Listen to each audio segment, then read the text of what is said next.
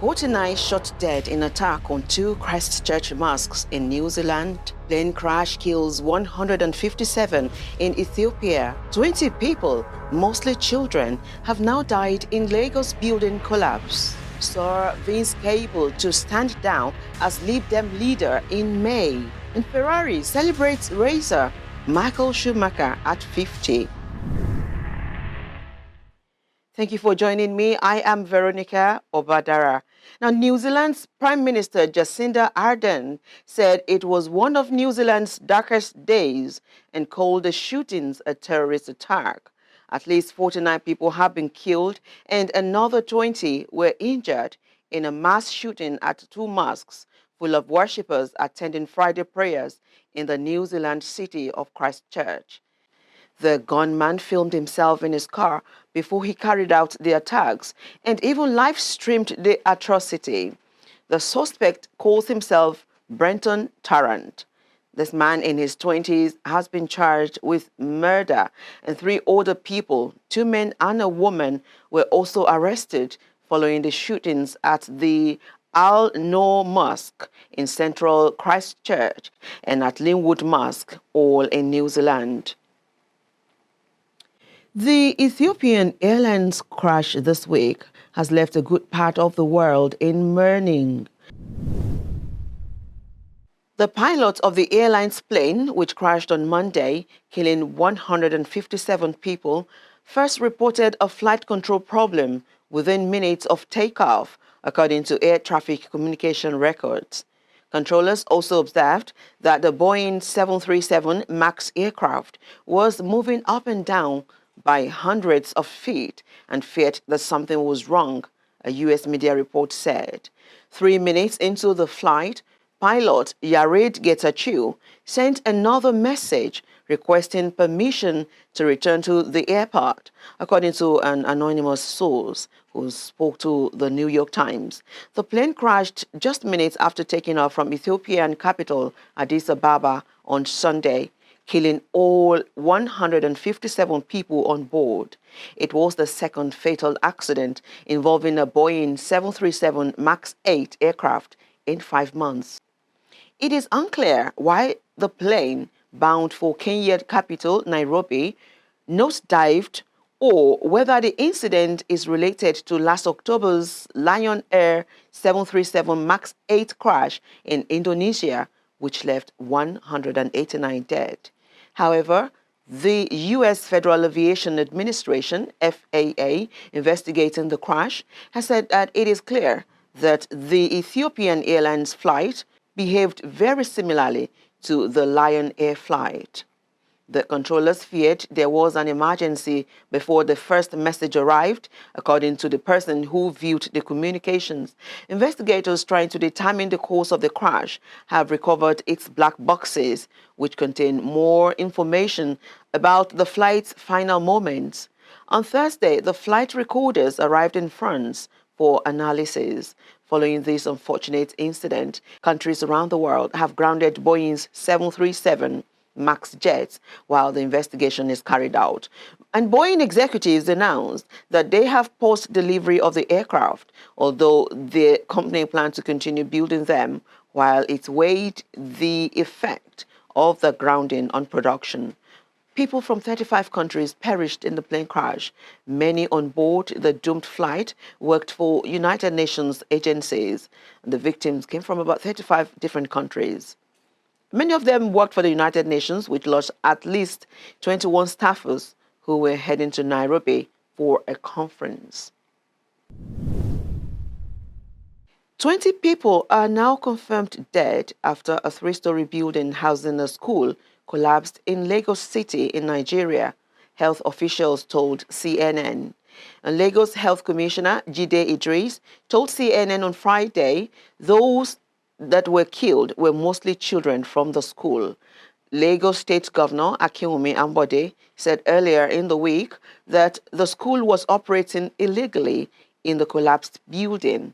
45 people were rescued from the building and are now recovering at various hospitals in the city, the health commissioner said. Rescue efforts ended on Thursday at the site in the densely populated Itafaji area of Lagos Island after officials said there were no more survivors. Building collapses are common in Nigeria's largest city with a population of around 200 million people.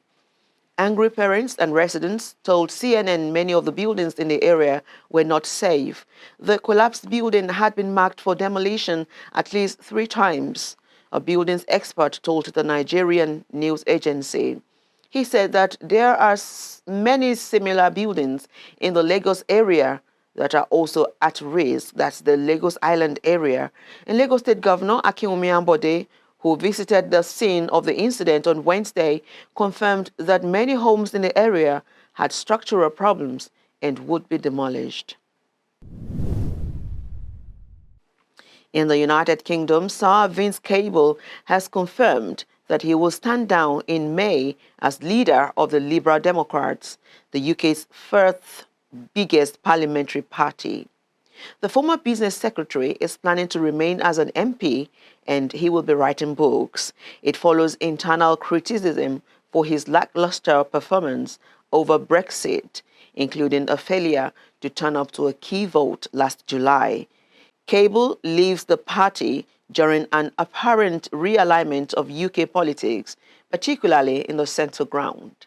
The formation of the independent groups of MPs involving both Conservative and Labour supporters of a second referendum has led to speculation that they could form a coalition or pact with the Lib Dems. It had been reported that Cable, 75, would step down this year, but this is the first time that he has given a date. Explaining his decision, he told the Daily Mail his wife wanted to spend more time with him, and he refused to name his preferred successor.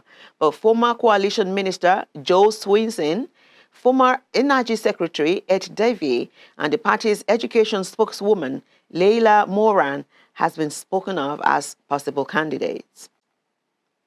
In another development, German-born Michael Schumacher, the most successful driver ever for the Ferrari Formula One team, turned 50 years old this January, and the company is celebrating his life and career with an exhibit entitled Michael 50 at the Ferrari Museum in Maranello, Italy, that will run until April 30 this year. After retiring from racing for the second time, Schumacher was in a horrific 2013 accident in the French Alps, and that left him with a traumatic brain injury. He reportedly came out of a medically induced coma in 2014, and Schumacher won 7 Formula One world titles, more than anyone else, and he had 91 Grand Prix victories. He was born in 1969. He started racing in go-karts at age 4 and began his career in Formula One in 1991 during the Belgian Grand Prix. And soon after, he began driving for Benetton. He won the Drivers' Championship for that company in 1994 and 1995. The big switch to Ferrari came in 1996, and for that storied mark, he again came out on top in a celebrated consecutive run from 2000 to 2004. Schumacher retired for the first time in 2006, though he continued to do development work for Ferrari and then returned to the track in 2010 to drive for Mercedes, and he was reportedly paid £20 million over a 3-year contract. He did not have another first-place season. He retired again for good, this time in 2012. At that time, Michael Schumacher was frequently called the best overall driver to ever race in Formula One. And from here, we're saying happy 50th birthday, Michael Schumacher.